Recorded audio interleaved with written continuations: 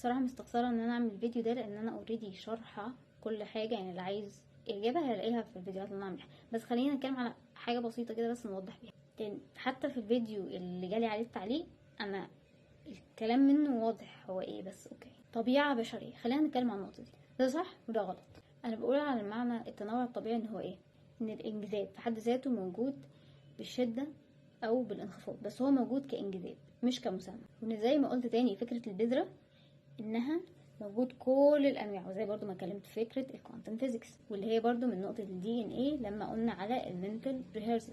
يعني هنا من فكره المستوى متزن مش الميول.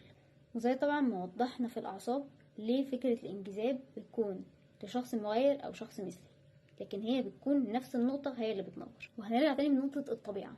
انت عندك في طبيعتك، والحاجه برضو اللي اتكلمت عليها واديت كذا مثال، بس خلينا نتكلم في طبيعتك ان انت عندك القدره وعندك الغضب ان انت تقتل شخص. ده مش معناه ان الفكره دي صح او ان الشعور كان المفروض ان انت تأدي بيه بفعل. فمن حيث الطبيعه هتلاقيها دي موجوده، دي موجوده فينا كلنا، ودي موجوده ان احنا كلنا نقدر نعملها. وهتلاقي من الفيديو التاني اللي انا عاملاه بيتكلم عن الاعصاب بشكل مخصص، وكمان عن حريه الاختيار يعني المرونه العصبيه. وهتلاقي كمان ابحاث وفكرتها بشكل ادق. وغير كمان ان في الفيديو الاخير هتلاقيني بتكلم على الجينات وبتكلم على الهرمونات. وهنشوف كمان ان كلها من حيث فكرة الميول هي مجرد نظريات، وحتى النظريات غير مجربة بشكل علمي يدينا نتيجة، فهي ملهاش علاقة واحدة مؤكدة بالكلام اللي احنا بنتكلم عليه ده. وهنا ندخل في النقطة التانية.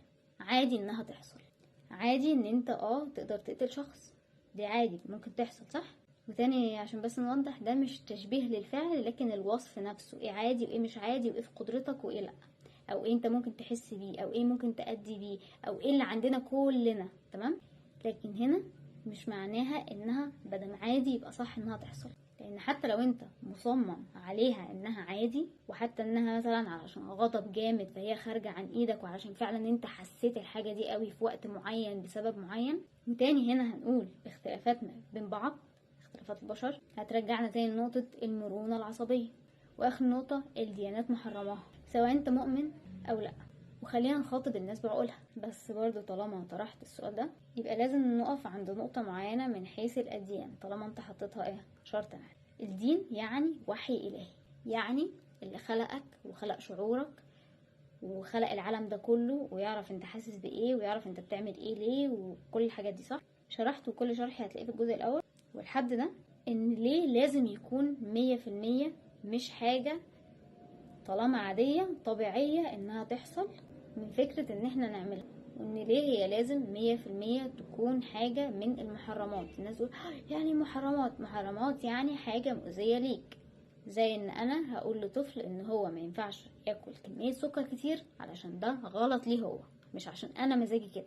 هنا بقى لما الانسان حب ان هو يحط نفسه كاله، انا العالي مفيش حاجة فوقية، انا بتصرف بحرية، وكمان حريتي دي مقيدة، يعني انا بتصرف بحرية بس في نفس الوقت للأسف في حاجات هي اللي مشكلاني كده، لان هما بيلغوا خالص نقطة المرونة العصبية، واللي برضه بنتكلم عليها كتير يعني. فبقى هو اهواؤه هي إلهه، انا حاسس بده انا هعمله، طالما انا حسيت بيها وطالما هي قوية يبقى هي اكيد حاجة ينفعني انا اعملها، وطالما انا عندي حرية ومفيش حد فوقيا يقول لي اعمل ايه يبقى ايه المؤذي فيها، فهي دي الحاجة اللي هتؤذي بيه.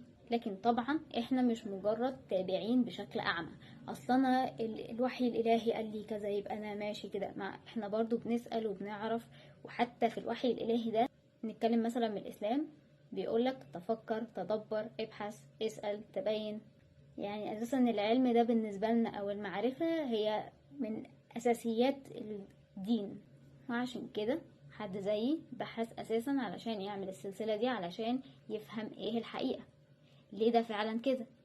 ولو انا كان مزاجي ان انا زي ما اقول هو انا بتبع الدين ده، بس في نفس الوقت في ناس بيحللوها بمزاجهم، وفي ناس بيشوفوا لا ما هي اصلها جت كذا، ما هي لما بتبحث ورا الحاجات دي حاجات غلط. بس لو انا كان مزاجي ان انا اقول ان انا تابعه للدين والدين ده تمام ما فيش منه اتنين، بس في نفس الوقت الدين ده بيحلل لي الحاجه دي، كنت ينفع اجيبها من الناحيه دي. بس احنا هنا بندور بمصداقيه، اللي عايز يشوفها مصداقيه مش عايز براحته. انا بتكلم انا بحثت، وانا بحث بشكل علمي صحيح علشان ادور على الحقيقه.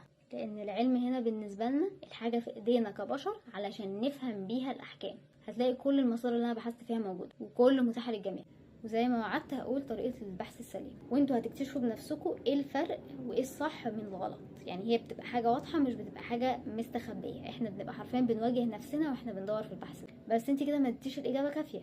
ما هو عشان كده انا قلت بالنسبه لي ده يعتبر مش الفيديو الفظيع، لان حرفيا في الاجزاء السلسله دي كلها هتلاقي الاجابه بتاعتك، وابحث ورايا في المصادر هتلاقي كمان اجابات اكتر اكتر اكتر.